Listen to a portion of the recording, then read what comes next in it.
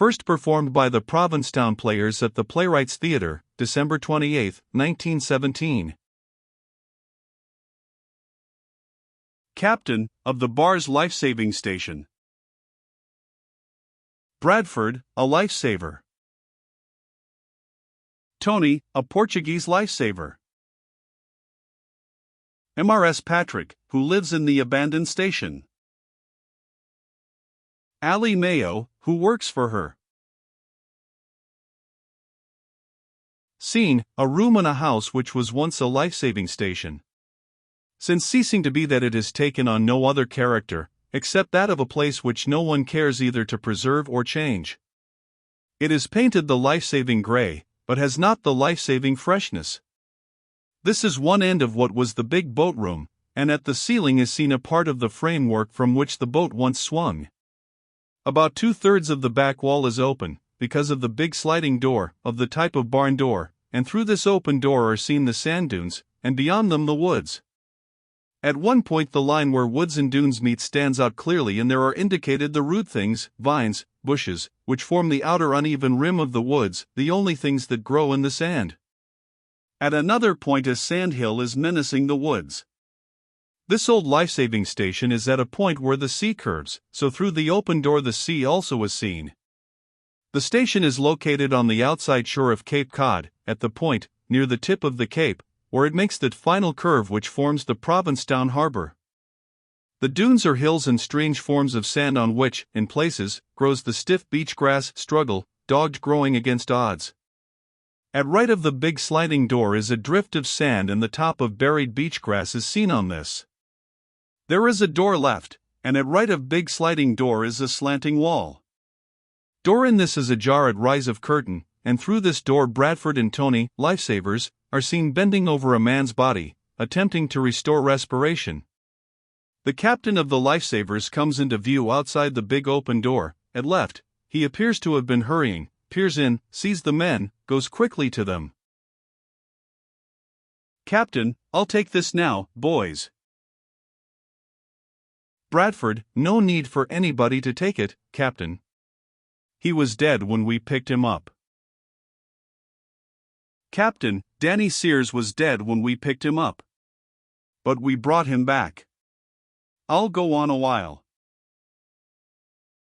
The two men who have been bending over the body rise, stretch to relax, and come into the room.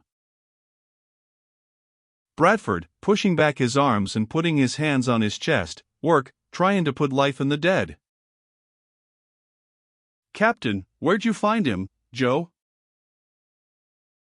Bradford, in front of this house. Not 40 feet out. Captain, what did you bring him up here for? He speaks in an abstracted way, as if the working part of his mind is on something else, and in the muffled voice of one bending over. Bradford, with a sheepish little laugh, force of habit, I guess.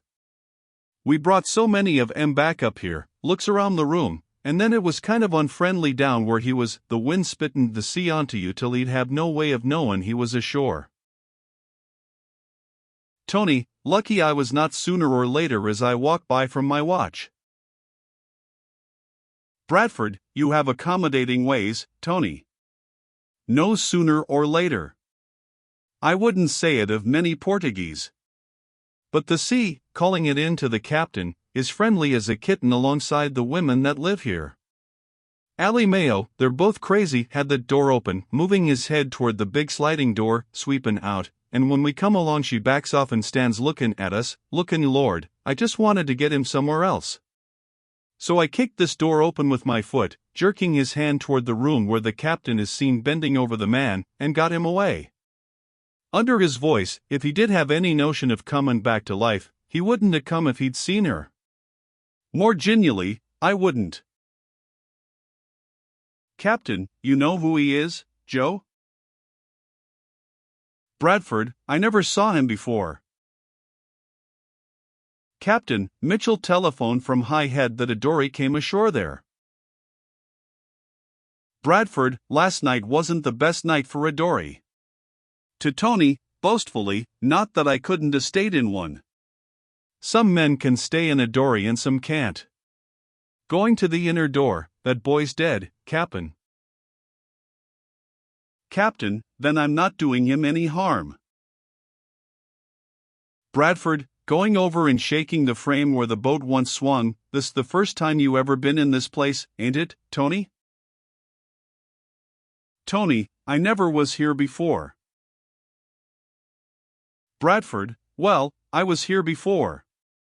A laugh, and the old man, nodding toward the captain, he lived here for 27 years. Lord, the things that happened here. There've been dead ones carried through that door. Pointing to the outside door, Lord, the ones I've carried. I carried in Bill Collins, and Lou Harvey and S'all over now. You ain't seen no wrecks. Don't ever think you have. I was here the night that Jenny Snow was out there. Pointing to the sea, there was a wreck.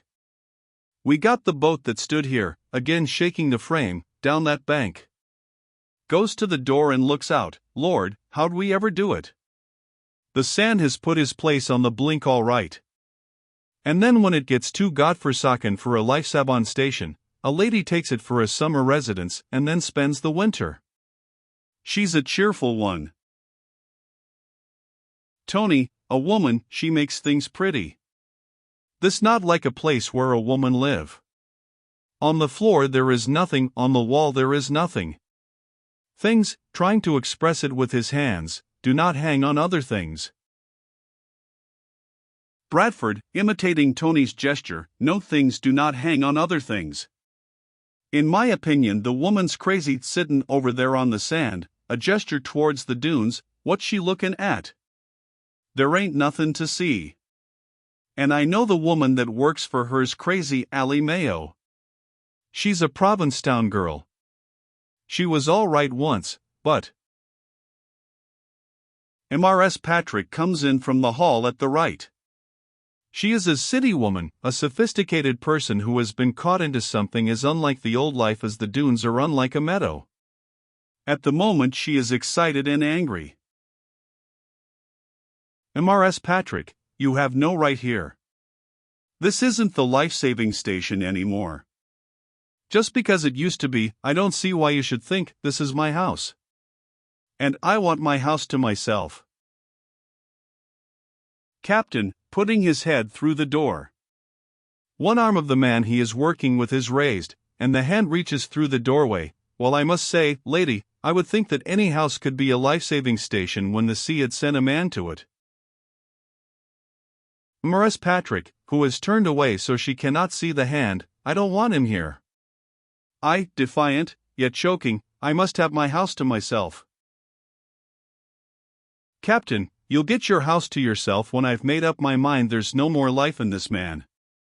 A good many lives have been saved in this house, Mrs. Patrick, I believe that's your name, and if there's any chance of bringing one more back from the dead, the fact that you own the house ain't going to make a damn bit of difference to me. Mrs. Patrick, in a thin wild way, I must have my house to myself. Captain, hell with such a woman. Moves the man he is working with and slams the door shut. As the captain says, and if there's any chance of bringing one more back from the dead, Allie Mayo has appeared outside the wide door which gives onto the dunes, a bleak woman, who at first seems little more than a part of the sand before which she stands. But as she listens to this conflict one suspects in her that peculiar intensity of twisted things which grow in unfavoring places. Mrs. Patrick, I don't want them here. I must. But suddenly she retreats, and is gone. Bradford, well, I couldn't say, Allie Mayo, that you work for any too kind-hearted a lady. What's the matter with the woman? Does she want folks to die? Appears to break her all up to see somebody trying to save a life. What'd you work for such a fish for? A crazy fish, that's what I called a woman. I've seen her day after day set in over there where the dunes meet the woods, just sittin' there, lookin'. Suddenly thinking of it, I believe she likes to see the sand slippin' down on the woods. Pleases her to see something gettin' buried, I guess. Allie Mayo, who has stepped inside the door and moved half across the room, toward the corridor at the right, is arrested by this last, stands a moment as if seeing through something, then slowly on and out. Bradford, some coffee tastes good. But coffee, in this house? Oh, no. It might make somebody feel better. Opening the door that was slammed shut, want me now, Captain? Captain, no. Bradford, oh, that boy's dead, Cap'n. Captain, snarling, Danny Sears was dead, too. Shut that door. I don't want to hear that woman's voice again, ever. Closing the door and sitting on a bench built into that corner between the big sliding door and the room where the captain is. Bradford, they're a cheerful pair of women livin' in this cheerful place, a place that lifesavers had to turn over to the sand, huh? This Patrick woman used to be all right. She and her husband was summer folks over in town. They used to picnic over here on the outside. It was Joe Dyer, he's always talkin' to summer folks, told the government was going to build the new station and sell this one by sealed bids. I heard them talkin' about it. They was sittin' right down there on the beach, eatin' their supper. They was going to put in a fireplace and they was going to paint it bright colors, and have parties over here, summer folk notions. Their bid won it, who'd want it, a buried house you couldn't move.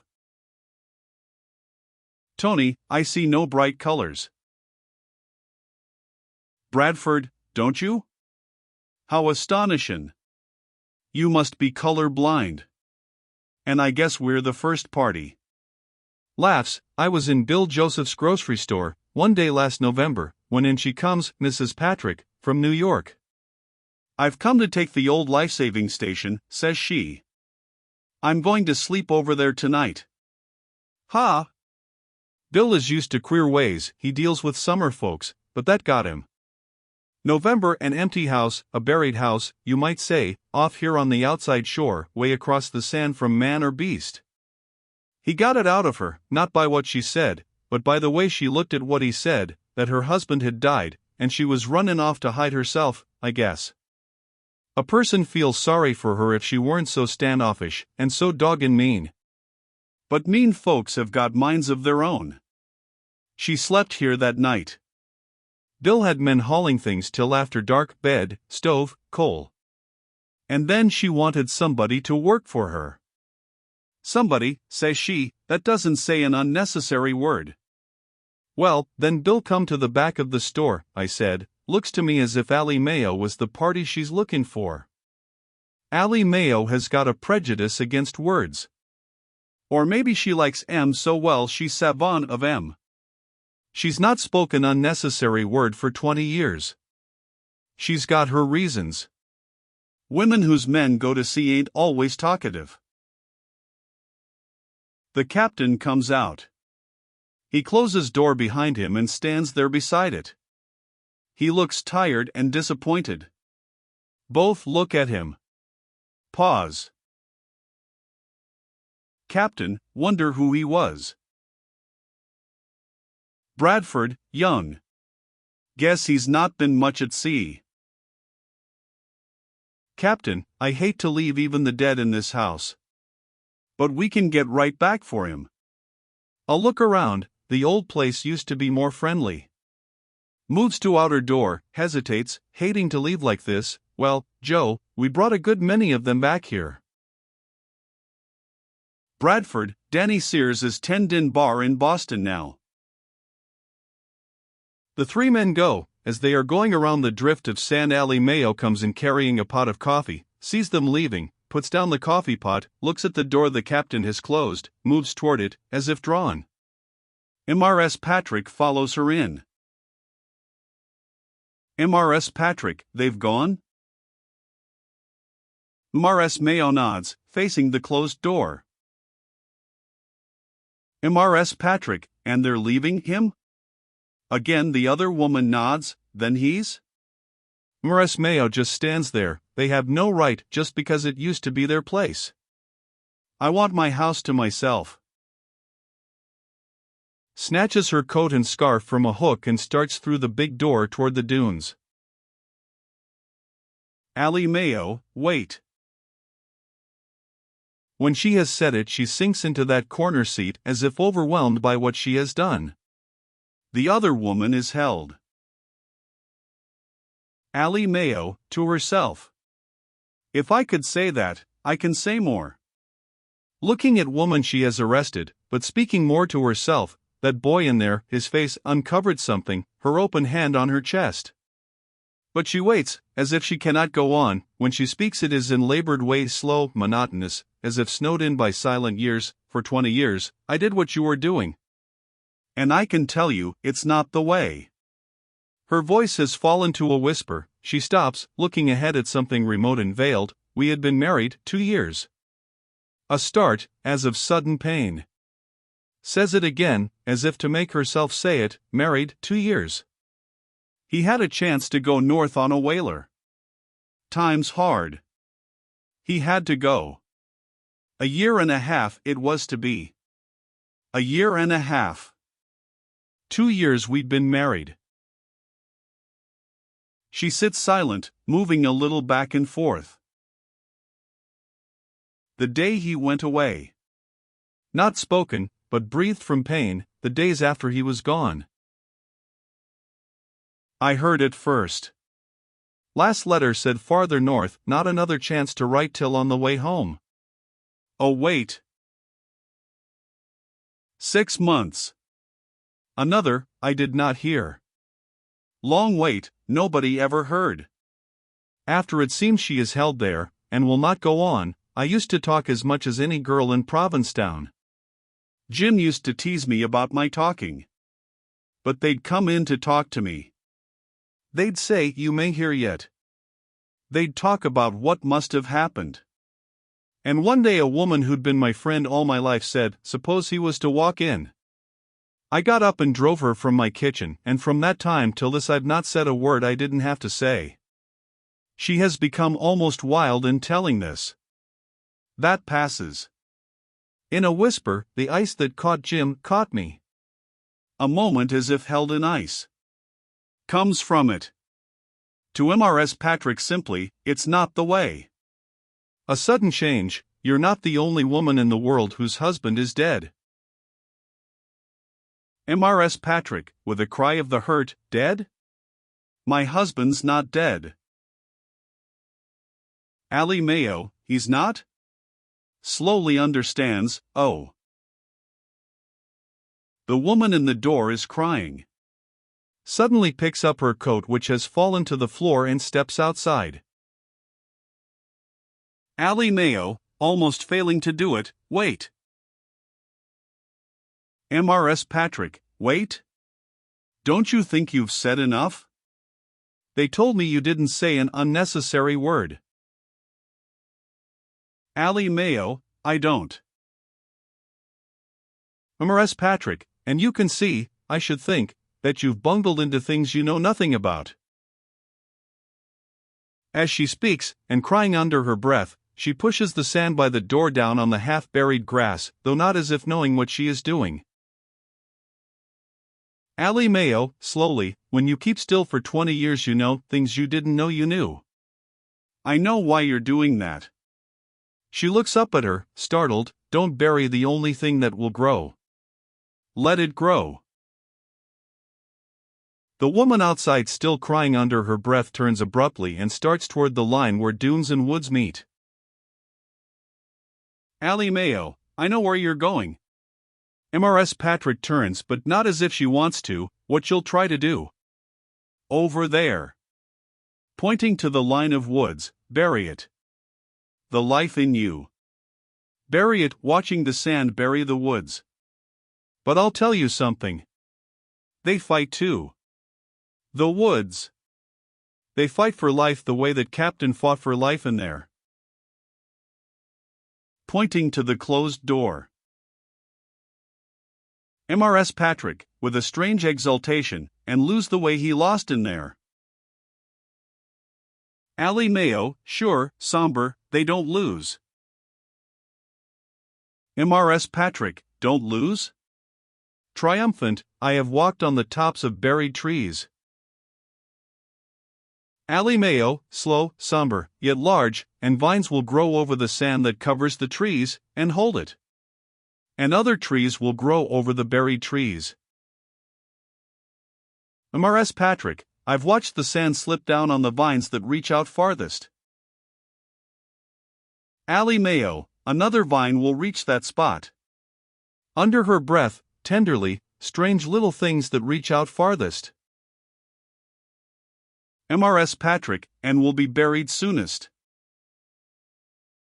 Alimeo, and hold the sand for things behind them. They save a wood that guards a town. Mrs. Patrick, I care nothing about a wood to guard a town.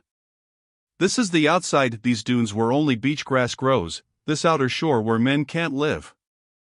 The outside. You who were born here and who die here have named it that. Alimeo, yes, we named it that, and we had reason.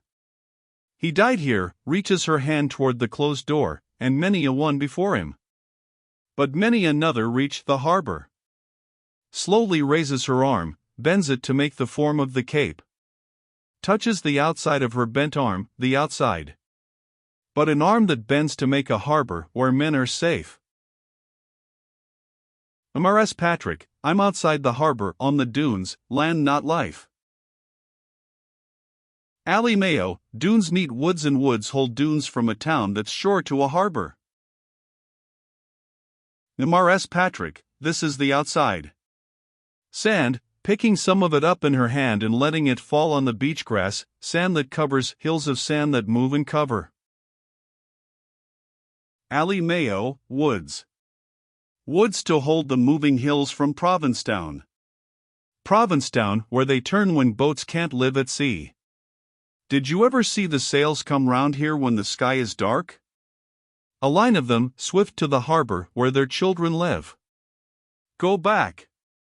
Pointing, back to your edge of the woods, that's the edge of the dunes. Mrs. Patrick, the edge of life. Where life trails off to dwarf things not worth a name. Suddenly sits down in the doorway. Alimeo, not worth a name. And meeting the outside. Big with the sense of the wonder of life. Mrs. Patrick, lifting sand and letting it drift through her hand. They're what the sand will let them be. They take strange shapes like shapes of blown sand. Alimeo, meeting the outside. Moving nearer, speaking more personally, I know why you came here. To this house that had been given up, on this shore where only savors of life try to live. I know what holds you on these dunes, and draws you over there. But other things are true beside the things you want to see. Mrs. Patrick, how do you know they are? Where have you been for 20 years?